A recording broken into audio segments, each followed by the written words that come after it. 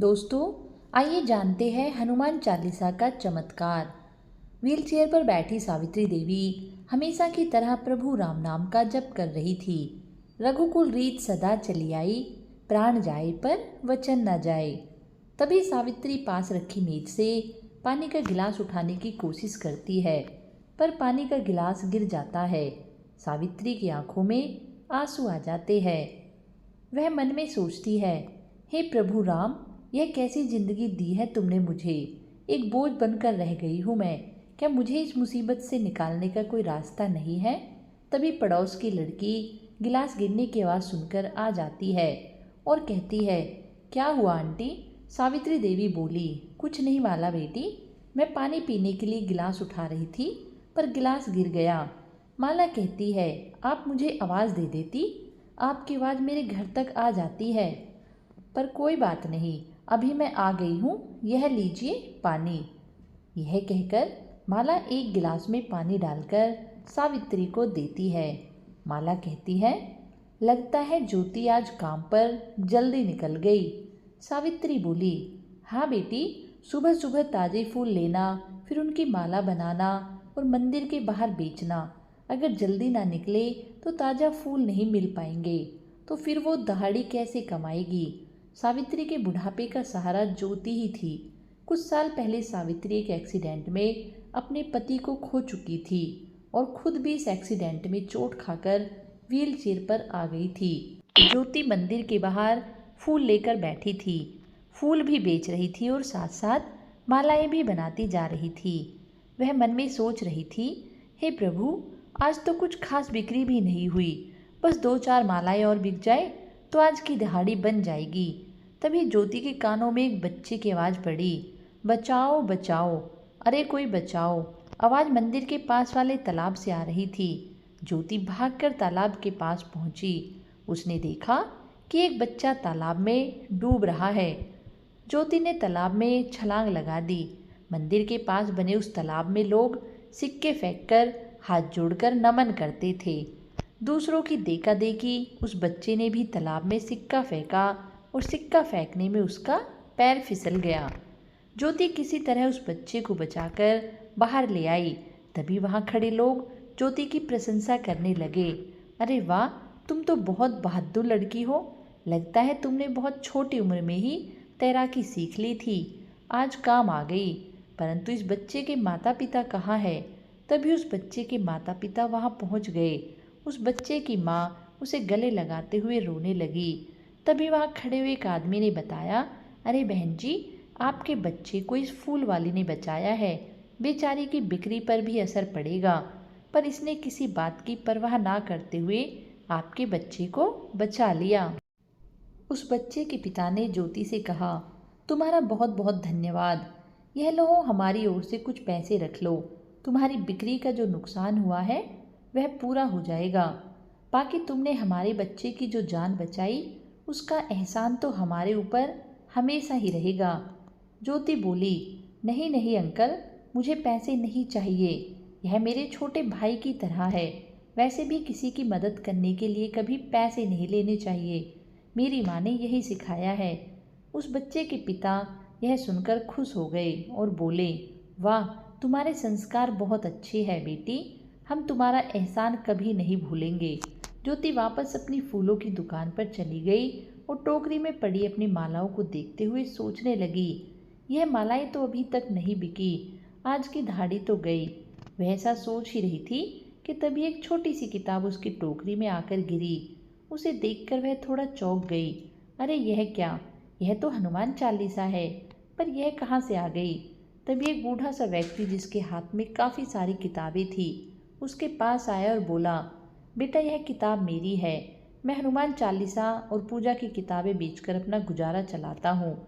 ज्योति बाबा को किताब वापस करने लगी। बाबा बोले, नहीं नहीं बेटी, इसे तुम ही रख लो। आज तक ऐसा नहीं हुआ है कि मेरे हाथों से कभी कोई किताब गिरी हो। इस हनुमान चालीसा का इस तरह तुम्हारी फूलों की टोकरी में आकर गिरना, इसका अर्थ है प्रभु श्री राम इस किताब को तुम तक पहुंचाना चाहते हैं। ज्योति ने बड़ी हैरानी से कहा, मुझ तक पहुंचाना चाहते हैं? बाबा बोले, हाँ बिटिया, तभी तो यह तुम तक आई है। हनुमान चालीसा का बहुत प्रताप है बिटिया। 40 दिन तक इस चालीसा का पाठ करने से सारे संकट दूर हो जाते हैं। बजरंग बली जी उसकी उसी तरह मदद करते हैं जैसे संजीवनी बूटी लाकर लक्ष्मण जी को उन्होंने जीवन दान दिया था। अच्छा एक बात बताओ बिटिया, तुम्हें पढ़ना तो आता है ना? ज्योति बोली, जी बाबा पढ़ना तो आता है। बाबा बोले, बहुत बढ़िया, तो तू हम शाम को बजरंग बली जी की हनुमान चालीसा का पाठ करो, तुम्हारी सारी मुश्किलें दूर हो जाएंगी। इसके बदले में तुम जो चाहो मुझे कुछ फूल दे दो।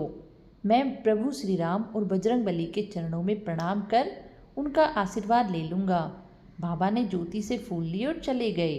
ज्योति सोचने लगी, यह तो मैं कर सकती हूँ। हर शाम को घर जाने से पहले मैं मंदिर में बैठकर हनुमान चालीसा का पाठ कर लिया करूँगी। बजरंग बली जी की कृपा से मेरे सभी रास्ते खुल जाएंगे। ज्योति ने जो फैसला किया उस पर अमल भी किया। वो शाम को घर जाने से पहले मंदिर में बजरंग बली जी की मूर्ति के सामने बैठ गई और हनुमान चालीसा का पाठ किया। ज्योति ने घर आकर अपनी माँ को खाना दिया। तभी उसकी नज़र अपनी माँ की फटी साड़ी पर गई, जिसे देखकर उसकी आंखों में आंसू आ गए। सावित्री देवी ने उससे कहा, क्या हुआ बेटी, तू रोती क्यों है? ज्योति बोली, माँ मैं इतनी मेहनत करके भी आपके लिए एक साड़ी नहीं ला पा रही हूँ। उसकी माँ बोली, तू मन छोटा क्यों करती है बेटी, मैं घर पर ही तो रहती हूँ, कौन सा कहीं जाती हूँ। तभी ज्योति को मंदिर की घटना याद आ गई और वह बोली, माँ आज एक बहुत अद्भुत घटना हुई। मेरी फूलों की टोकरी में हनुमान चालीसा आ गिरी। एक बाबा के कहने पर मैंने आज से हनुमान चालीसा का पाठ शुरू किया है। तुम देखना माँ, 40 दिन पूरे होते ही हमारे भी सुख के दिन शुरू हो जाएंगे। ज्योति ने माँ को खाना खिलाया, दवाई खिलाई और सोने चली गई। अगली शाम को भी ज्योति मंदिर में बजरंग बली जी की मूर्ति के सामने बैठ गई और हनुमान चालीसा का पाठ किया। अगली सुबह जैसे ही ज्योति घर से निकलने को हुई, तभी मकान मालिक आ गया और ताना देते हुए कहने लगा, वाह वाह, लोग ठीक ही कहते हैं भाई, पढ़ लिख कर लोग स्मार्ट हो जाते हैं, तुम भी काफ़ी स्मार्ट हो गई हो। ज्योति बोली, शुक्रिया सेठ जी, पर मैंने ऐसा क्या किया? सेठ बोला, अब देखो ना, तुम सुबह सुबह अंधेरे में ही निकल जाती हो, क्योंकि तुम्हें पता है बाद में मैं आकर किराया मांगूंगा। पीछे से अपाहिज माँ होगी तो उसे तो मैं कुछ कह नहीं सकता, पर देखो आज मैं तुमसे भी ज़्यादा स्मार्ट हो गया और तुम्हें सही समय पर आकर पकड़ लिया। ज्योति बोली, सेठ जी आप तो हमारी हालत जानते हैं, हम अभी किराया देने की हालत में नहीं है, हमें थोड़ी मोहलत दे दीजिए। बाकी सुबह तो मैं इसलिए जल्दी जाती हूँ क्योंकि मुझे फूल खरीदने जाना होता है। सेठ बोला, बेटी तुम भी मेरी हालत अच्छे से जानती हो, मेरे खर्चे का प्रबंध लोगों से मिलने वाले किराए से ही होता है। मेरी हालत पर रहम करो, मेरा यह मकान तुरंत खाली कर दो, मैं किसी और को देकर अपना गुजारा चला लूँगा। ज्योति बोली, पर सेठ जी, ज्योति कुछ बोल पाती उससे पहले ही सेठ बोला, अरे कोई सेठ वेठ नहीं, मुझे आज ही मकान खाली चाहिए, नहीं तो तुम कल मिलो या ना मिलो, मैं तुम्हारी माँ को घर के बाहर निकाल दूंगा। ज्योति की आंखों से आंसू बहने लगे, पर उसके सामने रास्ता भी क्या था। वो माँ को लेकर कहीं और जाने का मन बनाने लगी। एक झोपड़पट्टी में ज्योति ने अपनी माँ को लाकर रख दिया। सारा दिन भाग दौड़ के कारण वह थकी हुई थी, पर तभी उसे ध्यान आया, अरे शाम हो गई, मुझे तो मंदिर में हनुमान चालीसा का पाठ करने जाना है। कुछ भी हो जाए यह नियम नहीं टूटना चाहिए। नियम के अनुसार वह मूर्ति के आगे बैठ गई और हनुमान चालीसा का पाठ करने लगी। ज्योति के सामने समस्याएं आती रही, तकलीफ़ें आती रही, पर उसने नियम न तोड़ा। हर शाम को नियम से वह मंदिर में बजरंग बली जी की मूर्ति के आगे बैठ जाती और पूरे मन से हनुमान चालीसा का पाठ करती। आज 40वां दिन है। ज्योति ने हनुमान चालीसा का पाठ कर बजरंग बली के चरणों में सर झुकाया और प्रार्थना करने लगी, प्रभु मेरी प्रार्थना बहुत छोटी है, बस मेरी माँ को अच्छा कर दो और मेरी पढ़ाई का प्रबंध कर दो। मैं बहुत पढ़ना लिखना चाहती हूँ। प्रार्थना कर ज्योति मंदिर से बाहर निकली और तालाब में सिक्का डालकर आशीर्वाद लेने के लिए हाथ जोड़े। वो प्रार्थना करके जैसे ही मुड़ी तो देखा सामने वही बच्चा खड़ा है जिसकी उसने जान बचाई थी। बच्चे के साथ उसके माता पिता भी थे। बच्चा दौड़कर ज्योति से लिपट गया और कहने लगा, दीदी आप कैसी है? आप मुझे कभी मिलने भी नहीं आई। तभी बच्चे की माँ बोली, बेटा कल रक्षाबंधन है। बंटू ने जिद पकड़ ली है कि वह तुमसे ही राखी बंधवाएगा, किसी और से नहीं। बंटू के पिताजी बोले, बंटू की बात सही है। बंटू की जान बचाने वाली उसकी बहन के होते हुए वह किसी और से राखी क्यों बंधवाए? बंटू ज्योति से कहने लगा, आपको कल मुझे राखी बांधने आना होगा, आप आएंगी ना? ज्योति बोली, हाँ हाँ बंटू, मैं ज़रूर आऊँगी। रक्षाबंधन वाले दिन ज्योति ने बंटू को राखी बांधी। बंटू भी खुश था और बंटू के माता पिता भी। तभी बंटू के पिता ने ज्योति से पूछा, ज्योति बिटिया तुम स्कूल पढ़ने जाती हो क्या? ज्योति बोली, नहीं अंकल, पहले जाती थी पर अब तो मुझे अपने और अपनी माँ के लिए कुछ कमाना होता है, इसलिए नहीं जा पाती। तभी बंटू की माँ बोली, पर तुम अब से जाओगी। जब बंटू स्कूल जाता है तो उसकी दीदी भी जाएगी। बंटू भी खुश होता हुआ बोला, हाँ माँ, मैं और दीदी साथ स्कूल जाएंगे। ज्योति ने कहा, पर मुझे मेरी माँ की देखभाल भी करनी होती है ना? बंटू के पिताजी ने मुस्कुराकर कहा, बिटिया उसकी चिंता मत करो, हम तुम्हारी माँ की देखभाल का इंतजाम भी कर देंगे और उनका इलाज भी करवाएंगे। ज्योति की आंखों से आंसू बहने लगे। वो बहुत खुश थी कि बजरंगबली जी ने उसकी प्रार्थना सुन ली। ज्योति मंदिर के बाहर खड़े होकर आने जाने वालों को हनुमान चालीसा की प्रतियां बांट रही थी और मन ही मन सोच रही थी, जिस तरह हनुमान चालीसा के प्रताप से मेरा जीवन बदला, दूसरों का भी बदलना चाहिए। हनुमान चालीसा के पाठ से उनके भी संकट दूर हो जाएंगे। आने जाने वाले लोग ज्योति से हनुमान चालीसा की प्रति लेते और उसे माथे से लगाते हैं। तभी ज्योति की नज़र उस बाबा पर पड़ी जिसने उसे हनुमान चालीसा दी थी।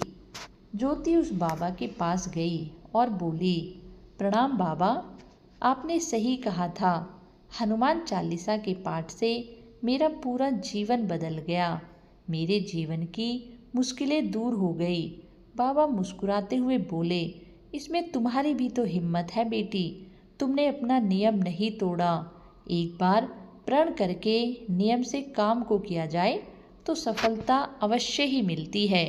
हनुमान चालीसा का पाठ करने के दिनों में तुम्हारी मुश्किलें बढ़ी, पर तुमने नियम नहीं तोड़ा। प्रभु परीक्षा लेते हैं, पर घबराना नहीं चाहिए, अपना नियम बनाए रखना चाहिए। ज्योति बोली, बाबा मैं आपकी कृपा कभी नहीं भूलूंगी, आपने ही मुझे यह रास्ता दिखाया है। बाबा ज्योति की बात सुनकर मुस्कुराए और देखते ही देखते एक पेड़ के पीछे अदृश्य हो गए। ज्योति को ना जाने ऐसा क्यों लगा जैसे साक्षात हनुमान जी ही उसके सामने थे और उसकी मदद करके वह आंखों से ओझल हो गए।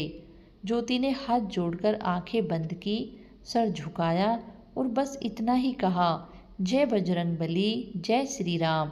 दोस्तों, अगर आपको यह कहानी पसंद आई हो तो वीडियो को लाइक एंड सब्सक्राइब और कमेंट में जय हनुमान जय श्री राम अवश्य लिखें। और हाँ, चैनल पर अगर पहली बार आए हैं तो चैनल को सब्सक्राइब जरूर कर ले।